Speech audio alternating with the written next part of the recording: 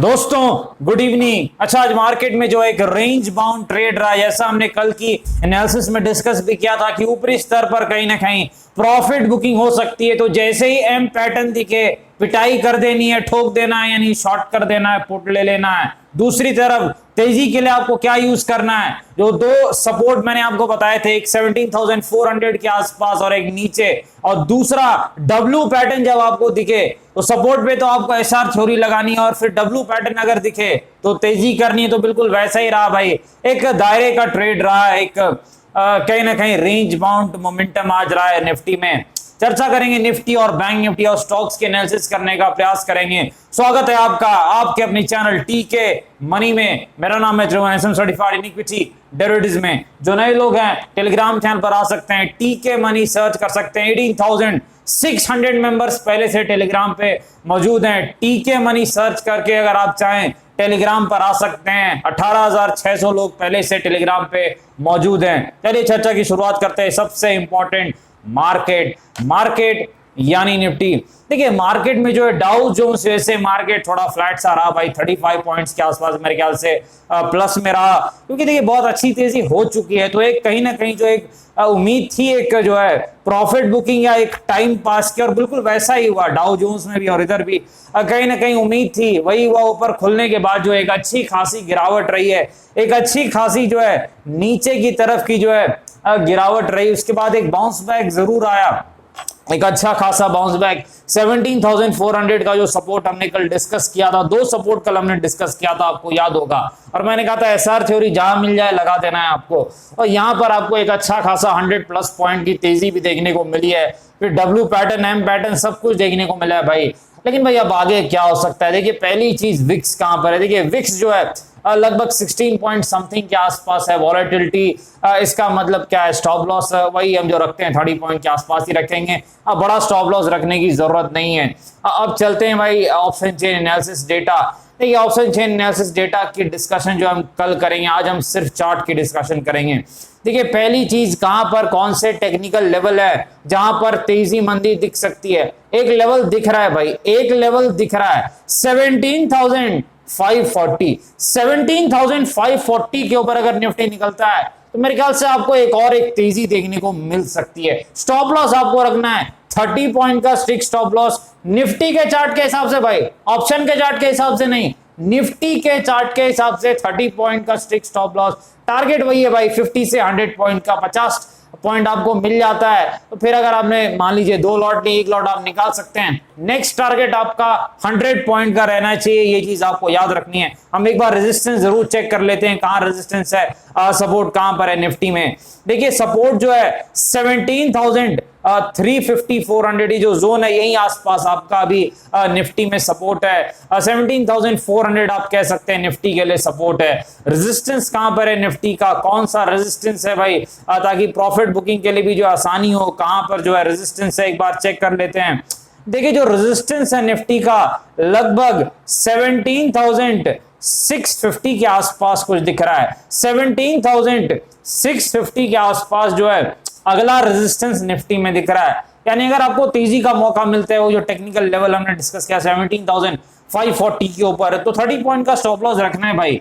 हम तकरीबन सही साबित हुए जब भी हमने ऐसी चर्चा की कि इसके ऊपर तेजी होगी। लेकिन दोस्तों कोई गारंटी नहीं है मार्केट में। हमेशा कहता हूं कि हमारी स्ट्रेटजी एट द बेस्ट 70% ही काम करेगी, यानी 10 में से 7 बार सही होगी, 3 बार गलत हो सकती है। तो स्टॉप लॉस बहुत ज्यादा इंपॉर्टेंट है, इसलिए 30 पॉइंट का स्टॉप लॉस आप जरूर लेके रखें, और फिर आपको 50 से 100 पॉइंट मिल सकता है। तो जो नेक्स्ट रेजिस्टेंस है वो 17,650 के आसपास है।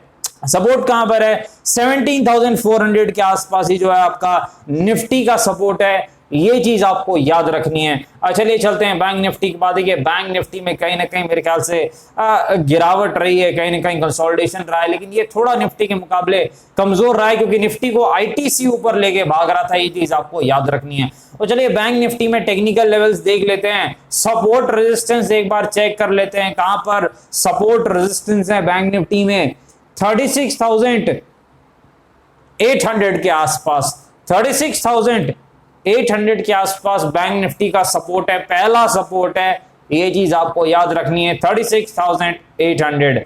और दूसरा सपोर्ट कहां पर है, अगर मान लीजिए किसी कारण से गिरावट हो तो 36,500 के आसपास है। रेजिस्टेंस कहां पर है ये भी हम एक बार चेक कर लेते हैं, 37,500 के आसपास रेजिस्टेंस है बैंक निफ्टी का, ये चीज आपको याद रखनी है। देखिए तेजी के लिए क्या कोई लेवल बैंक निफ्टी में मिल रहा है क्या भाई, एक बार चेक करते हैं, कोई अगर टेक्निकल लेवल मिल जाए। देखिए एक लेवल जरूर है लेकिन ना थोड़ा दूर है, तो मेरे ख्याल से इस लेवल को हम छोड़ देते हैं क्योंकि ऊपर के तरफ है ये लेवल। तो बैंक निफ्टी में भी आप वही कर सकते हैं, कुछ नहीं मिला तो डब्ल्यू पैटर्न तेजी के लिए, एसआर थ्योरी तेजी के लिए, एम पैटर्न मंदी के लिए, और एसआर थ्योरी आपको पता है मंदी के लिए भी काम आती है, दोनों तरफ एसआर थ्योरी हर तरीके से काम करती है।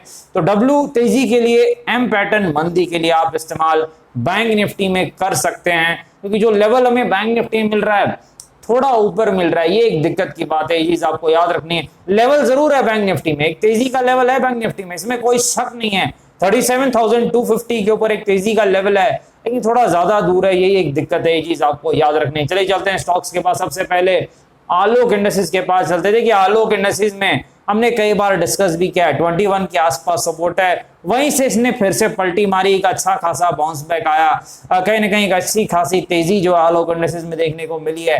नेक्स्ट रेजिस्टेंस कहां पर है आलोक का, 26 के आसपास जो है आलोक इंडस्ट्रीज का नेक्स्ट रेजिस्टेंस है, ये चीज आपको याद रखनी है। और सपोर्ट तो आपको पता है भाई 21 के आसपास, 2021 का जो जोन है आलोक इंडस्ट्रीज के लिए सपोर्ट है, ये चीज आपको पहले से पता ही है। चलिए चलते हैं एसबीआई कार्ड्स के पास, बड़ी गिरावट एसबीआई कार्ड्स में, अच्छी खासी गिरावट हुई है, पता नहीं है किसी न्यूज फ्लो के कारण हुई है क्या, लेकिन एक ठीक ठाक गिरावट एक अच्छे स्टॉक में हुई है। सपोर्ट कहां पर है भाई, 900 के आसपास जो है एसबीआई कार्ड का सपोर्ट है, यानी ये सपोर्ट के नजदीक आ चुका है, अच्छे टेक्निकल लेवल के नजदीक आ चुका है। रेजिस्टेंस कहां है एसबीआई कार्ड का, 1150 के आसपास। फंडामेंटली कैसी कंपनी है, स्ट्रॉन्ग कंपनी है, अच्छी कंपनी है, लॉन्ग टर्म कोर पोर्टफोलियो का स्टॉक है। चलिए चलते हैं बायोकॉन के पास, बायोकॉन में अच्छी तेजी के बाद अच्छी खासी प्रॉफिट बुकिंग भी आई है, 400 के आसपास बायोकॉन का रेजिस्टेंस है। सपोर्ट कहां पर है बायोकॉन का, लगभग जो है